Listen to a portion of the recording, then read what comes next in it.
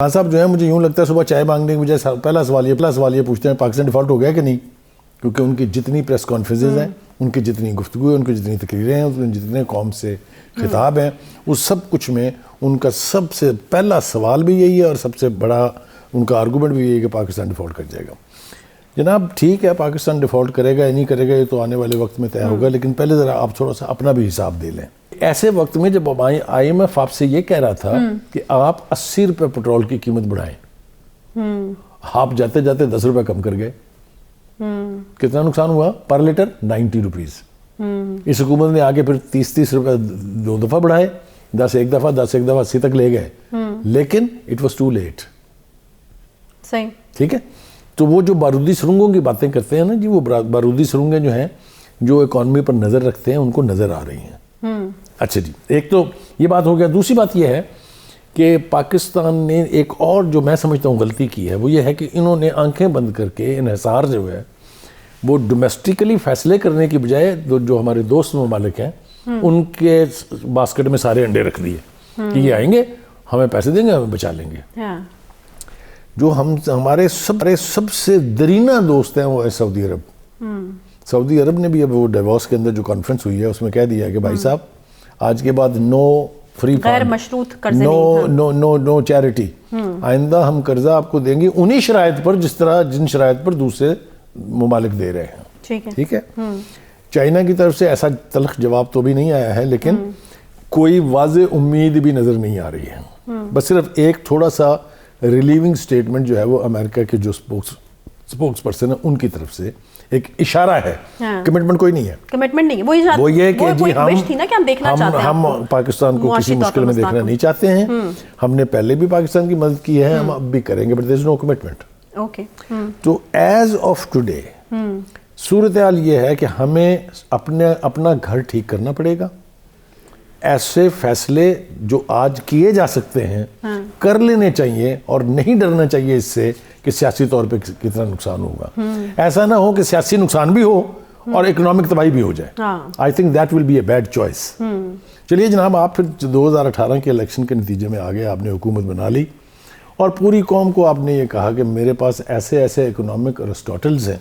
आपको याद होगा जुमला उनका कि 200 माहिरीन की टीम है मेरे पास, जो महीनों, हफ्तों और दिनों में नहीं, घंटों में इस मुल्क की तकदीर बदल देगी। तो मैं कहना ये चाह रहा हूँ कि वो तकदीर बदलते बदलते जब हम कोशिश कर रहे थे कि IMF के साथ हमारी डील हो जाए और कोई ऐसी डील हो जाए, यही कर रही थी ना हुकूमत।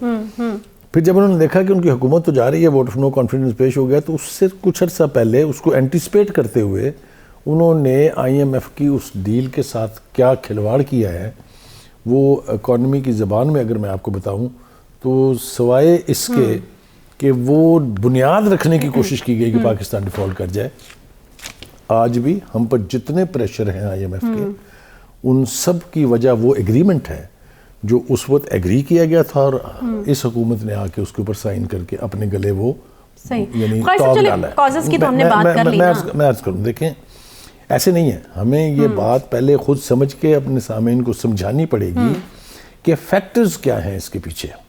इसके पीछे 2 फैक्टर मैंने आपको बता दिए। अब आ जाएं जनाब, आप क्या हम इस क्राइसिस को पहुंचे तो अब करें क्या? क्या करें? IMF की तलवार सिचुएशन क्या है? IMF की तलवार हमारे गलों पर लटक रही है। सही है। IMF के जो मुतालबात हैं उनकी एक बड़ी लंबी चौड़ी लिस्ट है। पैसा अब भी आ रहा है, बेपनाह डॉलर्स आ रहे हैं, लेकिन वो बैंकों के जरिए नहीं आ रहे हैं, वो आ रहे हैं खान साहब की उस इख्तरा के मुताबिक जो उन्होंने 2014 में कहा था कि बैंकों से पैसे निकाल लें और हुंडी के जरिए भेजें। तो हुंडी के जरिए आ रहे हैं ना अब।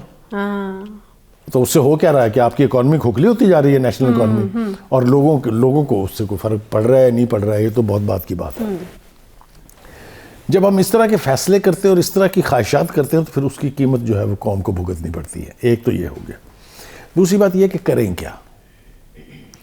क्या के हवाले से मैं आपसे अर्ज करूं, हम इस वक्त IMF की शराइत पूरी करने के मुतामिल हो सकते हैं? मतलब देखिए, मैं अर्ज करूं, प्रेशर अभी अवाम के ऊपर मुतालबात उनके ऐसे हैं जो अगर हम पूरे करेंगे तो ये हुकूमत सस्टेन ही नहीं कर सकती उसको। अगर हम पूरे करेंगे अगर वो सारे मुतालबात हम पूरे करें जो वो चाह रहे हैं, तो फिर ये इकॉनमी कहाँ जाएगी? और अगर नहीं करेंगे तो मैं बता दिया ना खान साहब क्या कहते हैं सुबह उठ के। हम डिफॉल्ट कर जाएंगे, आप ये कह रहे हैं कि अगर हम नहीं करेंगे तो हमारे पास चॉइस नहीं है। देखें चॉइसें हैं क्या? देखें पहली बात तो ये है कि आज जो वफाकी वजीर हैं आसिन इकबाल साहब, उन्होंने वो चॉइसेस बता दी हैं आपको। एक तो उन्होंने ये कहा है कि जनाब जब तक आप IMF वर्ल्ड बैंक पर इंसार करते रहेंगे आपकी इकॉनमी ठीक नहीं हो सकती, इसलिए कि आपको पता है कि वो पैसे जो हैं वो देते तो ज़रूर हैं, लेकिन उसके साथ जो स्टिंग्स होती हैं वो अवाम को तो पता ही नहीं चलता ना। हाँ। दूसरी बात यह है कि वो ये कह रहे हैं कि आप कर्ज़ों पर इन्हिसार कम करें और अपने लोकल वसाइल जो हैं, आपके रिसोर्सेज जो हैं, उनको आप एक्सप्लॉइट करें। तो हम ये तवक्को कर रहे हैं कि हमारे जो पॉलिसी मेकर्स हैं, हमारी जो गवर्नमेंट है, हमारे जो हेड्स हैं फाइनेंशियल इंस्टीट्यूशंस के, वो सर जोड़ के बैठेंगे, इसका कोई ना कोई हल ज़रूर निकालेंगे।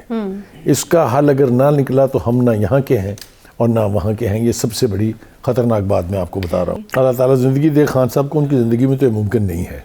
यानी एक ऐसा ख्वाब है जो हम देख सकते हैं, उसकी बात कर सकते हैं, लेकिन ये पूरा नहीं होने वाला, इसलिए कि वो किसी के साथ मिल बैठ के बात करने के लिए तैयार ही नहीं है। कोई सेन बंदा होगा जो उनको समझाएगा कि खान साहब आपने वज़ीर आज़म किस मुल्क का बनना है। उन्होंने अपनी पार्टी में ऐसा कुछ सेन बंदा रखा ही नहीं ना। खुदा ना खास्ता अगर ये मुल्क नहीं रहता या हम डिफॉल्ट कर जाए, आपने किस मुल्क का वज़ीर आज़म बनना है? तो ये तो सवाल है ना। ये तो बचपन में हम एक जुमला सुनते थे कि ना मैं खेलूंगा और ना ही मैं खेलने दूंगा।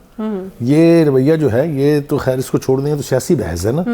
हम जो इस वक्त बात कर रहे हैं वो है कि इकॉनमी हमारी अगर नहीं ठीक है तो हम एज ए कौम भी कहीं नहीं है, एज एन इंडिविजुअल भी कहीं नहीं है। क्योंकि अगर इंडिविजुअली फैसलों के नतीजे में बोझ पड़ेगा आम आदमी के ऊपर तो तब भी तबाही है।